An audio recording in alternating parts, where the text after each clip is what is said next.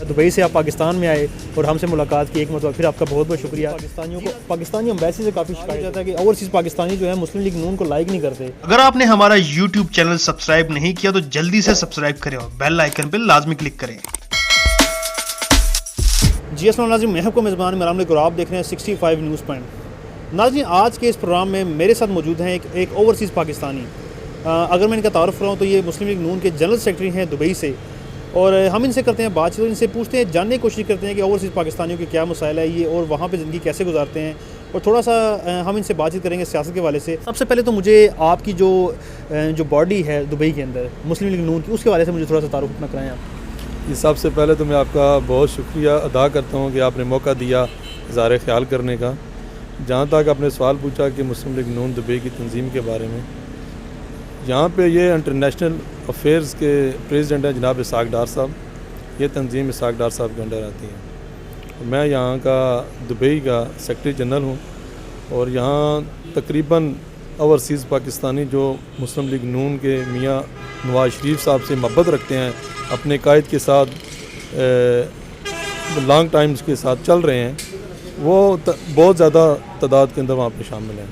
तो जैसे पूरी ओवरसीज़ के अंदर इंटरनेशनल में मुस्लिम लीग नून की तंजीम है, इसी तरह UAE मुत्तहिदा अरब अमीरात के अंदर 7 स्टेट हैं। उन 7 स्टेट्स की अलग अलग तंजीमें मौजूद हैं और उनके ऊपर एक मरकज़ भी मौजूद है। सर, क्या वर्थ है मुस्लिम लीग नून की ओवरसीज़ पाकिस्तान से बाहर है? कहा यह जाता है कि ओवरसीज़ पाकिस्तानी जो है मुस्लिम लीग नून को लाइक नहीं करते, बिल्कुल नहीं पसंद करते नवाज शरीफ साहब को। क्या ये बात हकीकत है? जी, इस बात में कोई सदाकत नहीं है। मुस्लिम लीग नून से और मियाँ नवाज शरीफ से ओवरसीज़ पाकिस्तानी बहुत ज़्यादा मोहब्बत करते हैं। वो इसलिए मोहब्बत करते हैं कि मुल्क की तरक्की का नाम है मियाँ नवाज शरीफ। मुल्क के अंदर मेट्रोज़, बसेस 3 बड़े शहर में एक कलील टाइम के अंदर उन्होंने बनाई, मोटरवेज़ का जाल बिछाया, और इसके अलावा बिजली के अंधेरों का ख़त्मा किया, लोड शेडिंग जो गैस की लोड शेडिंग ख़त्म की, मुल्क को एटमी ताकत बनाया, सी पैक लेके अंदर आए, लोहाली टनल जैसे बहुत बड़े प्रोजेक्ट का इफ्तिताह किया। तो अगर कामों को देखा जाए तो मियाँ नवाज शरीफ के 9 साल निकाल के बाकी मुल्क के अंदर खंडरात बैठे हैं। सर, मुझे बताएं कि पाकिस्तानी जो है ओवरसीज़ हैं, जो बाहर के ममालिक में रह रहे हैं, काफ़ी सारे मसाइल का शिकार हैं, और दुबई में और UAE में जो पाकिस्तानी मुकीम हैं वो भी काफ़ी मसाइल से घिरे हुए हैं। तो किस तरह की प्रॉब्लम्स उन्हें वहाँ पेश आती हैं, क्योंकि ओवरसीज़ पाकिस्तानी हैं आप और इन हालात को बेहतरी से जानते हैं आप? मैं समझता हूँ आपने बहुत ही वैलिड क्वेश्चन किया है। ओवरसीज़ पाकिस्तानियों के बहुत ज़्यादा मसाइल हैं और पाकिस्तान में बहुत सारे दौरे हुकूमत आए हैं जिनमें हमारे मुस्लिम लीग नून का भी दौर शामिल है। खातर ख्वाह ओवरसीज़ पाकिस्तानियों के लिए कुछ भी ना किया गया, जो कि पाकिस्तान ओवरसीज़ को रीढ़ की हड्डी समझा जाता है। और मैं समझता हूँ कि जितनी वो अपनी ट्रांजैक्शन करते हैं बैरून मुल्क पाकिस्तानी अपने मुल्क के लिए बैंकों के ज़रिए, अगर वो ना करें तो मुल्क दिवालिया हो जाए। लेकिन इसके इवज़ ना तो पाकिस्तान ओवरसीज़ पाकिस्तानियों को बेनिफिट दिया गया है, ना कोई एजुकेशन के सिलसिले में, ना कोई डेथ के सिलसिले में, ना कोई डिसेबल हो जाता है या वो अपने कारोबार ज़िंदगी छोड़ के वापस पाकिस्तान में आता है, उसके लिए कोई भी खातर खा किसी भी गवर्नमेंट की तरफ से उसको कोई रिलीफ नहीं दिया जाता। सर, अमूमी तौर पे ये होता है कि ओवरसीज़ पाकिस्तानियों को पाकिस्तानी एम्बेसी से काफ़ी शिकायत होती है, वहाँ पे उनके मसाइल नहीं हल किए जाते। बहुत सारे ममालिक में ऐसा हुआ, कोई कुदरती आफत हुई या जंग के हालात पैदा हुए तो एम्बेसी से पाकिस्तानियों को हमेशा शिकायत रहती है। इसकी क्या वजह है? जी, ये काफ़ी दुबई में तो मैं ख़ुद बड़ी करीब से टच हूँ एम्बेसी के साथ, कोई खातर ख्वाह शिकायत नहीं है, और बाकी ममालिक के साथ होंगी, मैं ये नहीं समझता कि नहीं है। लेकिन ओवरसीज़ पाकिस्तानियों की जब भी कोई पाकिस्तान में आफत आई, चाहे ज़लज़ला हो, चाहे सैलाब की आफत हो, बैरून मुल्क पाकिस्तानी ने बहुत ज़्यादा अपने पाकिस्तानी भाइयों की मदद की है। अच्छा, मुझे बताएं कि ओवरसीज़ के अंदर पाकिस्तानी जो मुकीम है, काम करें, किन किन शोबों के अंदर वहाँ पाकिस्तानी पाए जाते हैं? पाकिस्तानी हर सेक्टर में पाए जाते हैं जी। वो लेबर में भी हैं, वो स्किल में भी है, वो बिज़नेस में भी हैं, वो इंजीनियरिंग में भी हैं, हर जगह पाए जाते हैं। मैं आपको बताऊं कि पाकिस्तानी कौम एक बहादुर कौम है, उसके अंदर विल पावर है, पाकिस्तानी कौम हार्ड वर्कर है और हर शोबे में उसने अपने आप को मनवाया है। सर, पाकिस्तानियों को देखा जाए लेबर्स में पाकिस्तानी ज़्यादा नज़र आते हैं, कोई ऐसा सऊदी अरब है, दुबई है या कोई यूरोपियन कंट्रीज़ हैं, लेकिन उसके मुकाबले में जो दफातरी अमूल है वो इंडियंस के पास हैं, पाकिस्तानी इसमें कम नज़र आते हैं। इसकी वजह मैं जान सकता हूँ? इसकी वजह यह है कि पाकिस्तान में जो एजुकेशन लेवल है बहुत कम है। पाकिस्तान के मुकाबले में जो इंडिया है उसकी ایجوکیشن بہت ہائی پروفائل ہے, وہاں کا ہر دوسرا بندہ اسکل والا ہے. ہمارے ہاں بدقسمتی سے پاکستان کے اندر ایجوکیشن پہ بہت کم توجہ دی گئی, جس کی وجہ سے ہمارے پاکستانی بھائی جو باہر جاتے ہیں ہنر نہیں ہوتا, لیکن جہاں پہ محنت مزدوری کر کے اپنے فیملی کا جو پیٹ پالتے ہیں. تھوڑا سا مجھے اپنا آپ سیاسی بیک گراؤنڈ بتانا پسند کریں گے کہ آپ کا سیاست میں آپ کیسے انٹر ہوئے, مسلم لیگ نون میں ہی کیوں شمولیت اختیار کی آپ نے؟ سیاست کے حوالے سے میں یہ بتاؤں, مسلم لیگ نون میں انٹر نہیں ہوئے, ہم تو پیدائشی مسلم لیگ ہی ہیں. بیک گراؤنڈ ہمارا مسلم لیگ سے, ہمارے آباء و اجداد مسلم لیگ سے ہمارا تعلق ہے. میری سیاست کا آغاز اسٹوڈنٹ لائف سے شروع ہوا ہے MSF اسلام آباد سے, جو کہ میں اچنائن کالج میں پڑھتا تھا.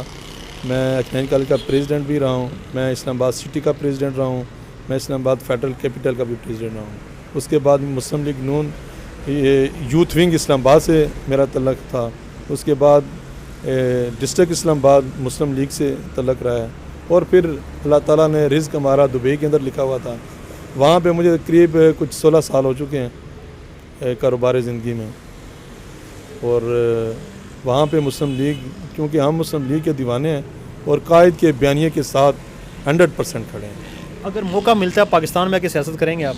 انشاءاللہ ضرور. میرے پاکستان میں تو میں آلریڈی سیاست میں ہوں, کیونکہ میرے بڑے بھائی ہیں راجہ امجد صاحب, وہ اسلام آباد کا الیکشن لڑنا UC 50 سے, اور چھوٹے بھائی راجہ آصف وہ UC 49 سے آلریڈی چیئرمین کا الیکشن لڑ رہے ہیں, جو ابھی ملتوی ہو چکے ہیں آلریڈی.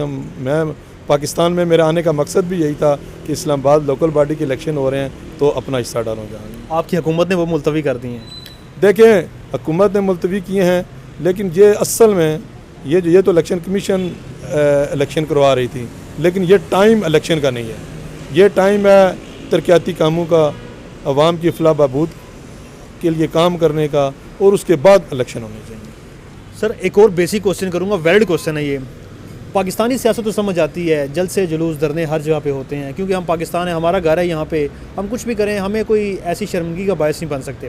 لیکن ہم یہ دیکھتے ہیں, ٹی وی پہ دیکھتے ہیں, میڈیا پہ دیکھتے ہیں کہ پاکستان سے باہر جب کوئی پاکستانی مظاہرے کر رہے ہوتے ہیں, اور وہاں پہ لمبی لمبی سڑکوں کے اندر, گلیوں کے اندر جب مظاہرے کر رہے ہوتے ہیں, جب مختلف سیاستدانوں کے بارے میں جب نعرے بازی ہو رہی ہوتی ہے, گالم گلوچ ہو رہی ہوتی ہے, کیا اس سے پاکستان کے امیج کیا متاثر نہیں ہوتا؟ اور کیا دوسرے ممالک کے جو سیاستدان ہیں, ان کے ورکرز ہیں, پارٹی ورکرز ہیں, کیا وہ بھی وہاں پہ ایسا کرتے ہیں؟ جی بہت اچھا سوال کیا آپ نے. یہ جو گالی گلوچ کا, اخلاقیات سے نیچے بات کرنے کا یہ جو درس ہے نا, یہ عمران خان نے دیا ہے. میں سمجھتا ہوں کہ آنے والی نسل اور موجودہ نوجوان نسل کو اس نے تباہ و برباد کر کے رکھ دیا ہے. حال ہی میں جب اس سلیکٹڈ وزیر اعظم کو اتارا گیا تو پوری دنیا میں مظاہرے ہوئے. یورپ وغیرہ میں تو آزادی ہے, لیکن جو گلف ایریا ہے, جو عرب امارات ہیں, وہاں پہ اس طرح کی آزادی نہیں ہے. وہاں پہ سینکڑوں پاکستانی بھائیوں کو اپنی جاب چھوڑنا پڑی, کیونکہ وہاں پہ الاؤ نہیں ہے اس طرح کا مظاہرہ کرنا یا کسی بھی لیڈر کے لیے اس طرح نعرے بازی کرنا. تو بہت زیادہ نقصان ہے ہمارے بھائیوں کا. آخر ان کا کیا قصور تھا؟ وہ کیا عمران خان ان کو, ان کی فیملی کو پیسے دے گا, ان کا روزگار بنا کے دے گا؟ جہاں رہتے ہیں, میری تو پہلی بھی اپیل ہے, ہم بھی, میں خود وہاں پر رہنے والا ہوں, کہ ملک کے قوانین کو عمل درآمد کرنا چاہیے. باہر آپ ہوتے ہیں, آپ نے باہر کی دنیا کو بھی دیکھا, پاکستان کو بھی دیکھا, پاکستان کا مستقبل آپ کیسے دیکھتے ہیں اور کیا دیکھتے ہیں؟ پاکستان کا مستقبل روشن ہے جی. صرف ایک ہی میں گزارش کروں گا اپنی گورنمنٹ سے اور آنے والے پاکستان کے حکمرانوں سے, اس اعلیٰ قیادت سے بھی, کہ ملک کو جمہوری روایات پہ ڈالا جائے.